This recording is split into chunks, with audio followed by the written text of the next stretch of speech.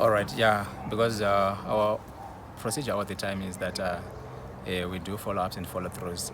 So basically, after presenting a DNA result that's negative, most of them, especially when they have many kids, but probably one is excluded, then they can decide to take the excluded child to the actual or to the rightful place, and then they continue in their lives.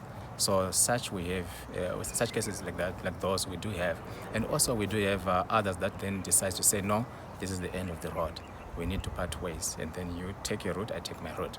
So it's two-sided all the time.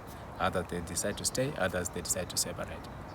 In terms of percentage, how would you describe it? Most of them, especially those that are having negative results, the mothers, they are picking their bags, not because they're chased away, because they see no reason, especially when there's one child, they see no reason to stay, then they go, they separate. But others, if they are positive, be it negative, they can decide to stay together for the reasons best known to themselves, regardless of the fact that we try to give them ideas and we try to give them guidance on how they should continue on. So like I always say, that platform, the Closure DNA show, is a platform of realities.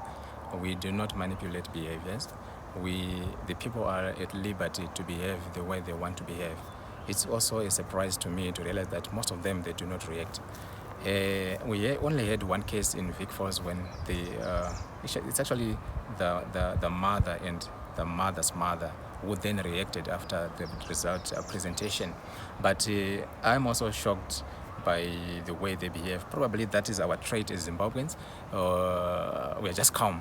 We are not, actually, it's actually normal because these issues do not start when they come for a DNA show.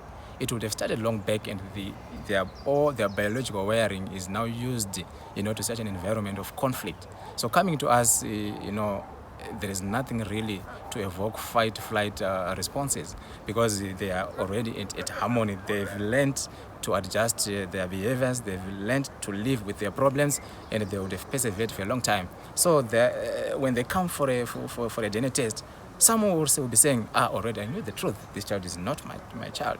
So verification time is not time for them to really manifest behaviors. If you see them manifesting, then you should start to question as to say, but why is that they're now reacting? I think to me that behavior is normal, looking at the whole complexion of the cases we handle. In terms of perception, a lot might conclude that we are wrecking marriages and also that we are causing havoc, mayhem, and chaos in different family setups. But that is never the case from our own perspective, because number one, we do not force the people to come. They look for us. And why are they looking for us? Is because they are seeking answers. And we are only there as neutral figures to provide answers to the questions that they are having, as a family. And also, we have seemingly family setups, but long decade. Why am I saying so? We have a father and a mother they've given up completely, to their marriage. They're no longer intimate. They don't interact. They don't talk to one another. They don't phone one another. But they're just living together. Sometimes even ask, are you having intimacy in your family setup? Then they tell you no. For the past 6 months, yes, there is no intimacy. How is the father surviving? How is the mother surviving? And you call that marriage? Then we begin now to question the authenticity and the validity of such a relationship, especially when there's doubt, that is on the part of the father who is questioning to say, is this child mine or not? So if that can be perceived as breaking a marriage, we feel we are bringing a solution. And remember, the central figure in this whole story is the life of the child. Can a child grow up in such an environment that's decayed?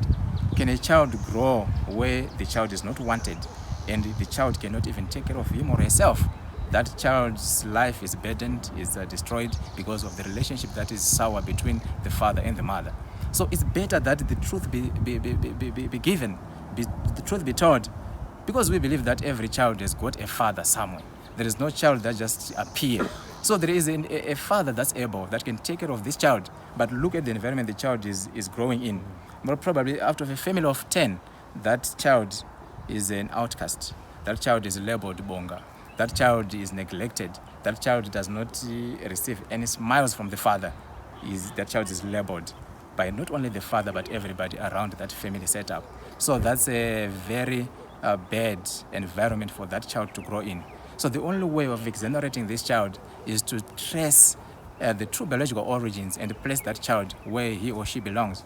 So the verification we do, that is the DNA testing, it actually authenticates to say, yes, you have been doubting, but this is your family. So our idea is to remove doubt and tell the truth whether the child is yours or not. If the child is not, then there is a father somewhere who has got the ability to take care of that child.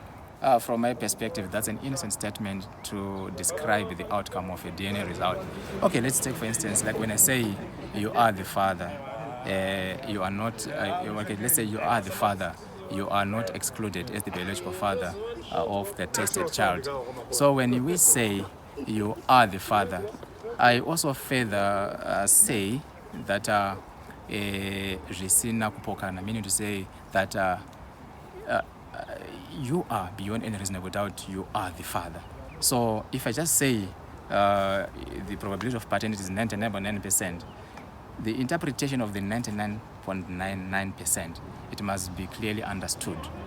Likewise, the interpretation of the 0% must also be clearly understood, that you are excluded as the biological father to the tested child, therefore the probability of paternity is 0%. So what do you mean when you say 0%? Do you mean that I'm 20%? Do you mean that I'm half or a quarter the father or what? So I'm trying to tell that no, there is nothing about you that we are finding in the father. You are excluded. It's another Shona interpretation of the exclusion part that comes on the result interpretation. So it's not to label, it's not to aggravate or to cause anything, but it's an endeavor to describe the 0% result. Yeah, sometimes you feel kind of unsafe. Sometimes you feel everything is okay. But basically, the driving force is to make sure that we enter into those places and really do our work. The consequences will always follow, but our greatest desire or thrill lies in making sure that we give the people the peace of mind that they deserve without fear, favor, and without any bias. So, well, we can get prepared to a certain extent, but if anything happens, then you have got to meet the consequences and try to adopt and carry on.